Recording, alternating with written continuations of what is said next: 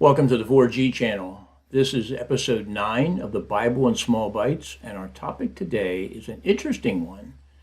What did God see in us that would cause him to send his son to save us? I was just asked this question this past Sunday in my Sunday morning Bible class, and I'm going to give just a little bit more detail in my answer this time.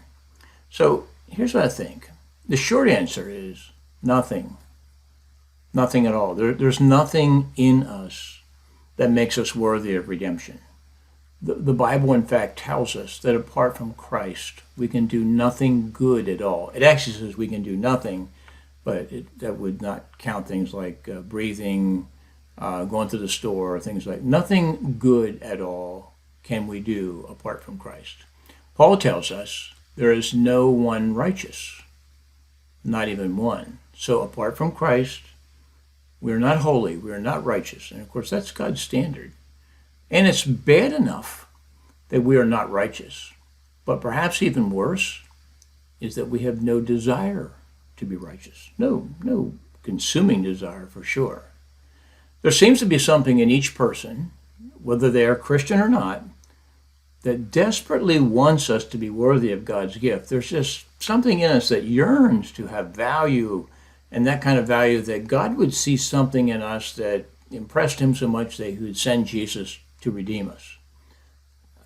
Subconsciously, at least, I think that's what many or most people want.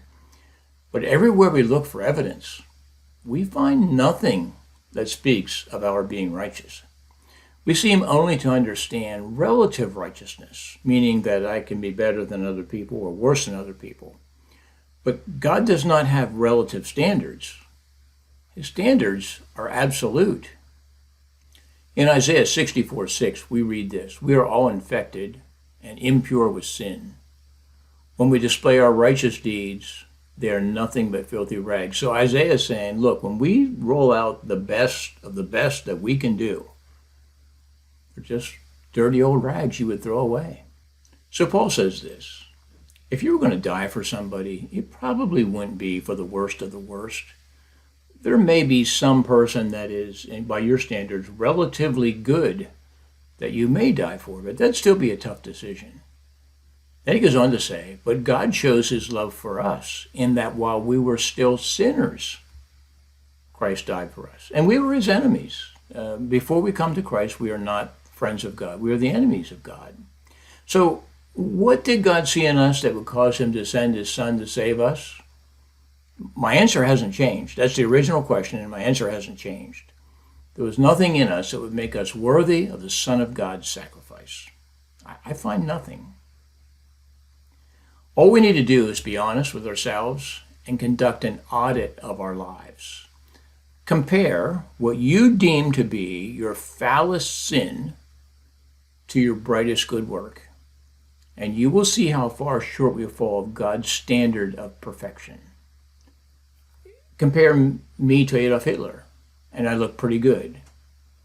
But compare me to Jesus, I come up way, way short. Here's some conclusions.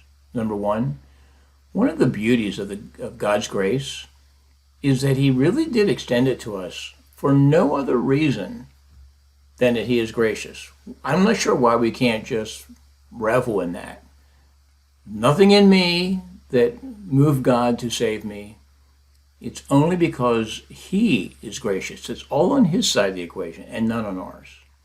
If I could find just one small dust particle of righteous behavior on my part, all that would serve to do is diminish the grace of God. Because then there was at least something in me that was worthy of sending Jesus for, and good, I get some credit. No, we don't get any credit.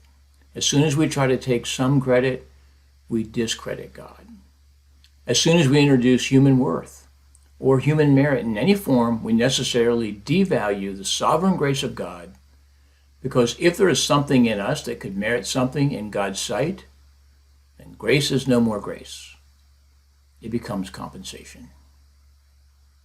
If you like my channel, if you like this content, please like it, share it. If you're willing, please subscribe to the channel. It'll cost you nothing, and it'll help us get the word out.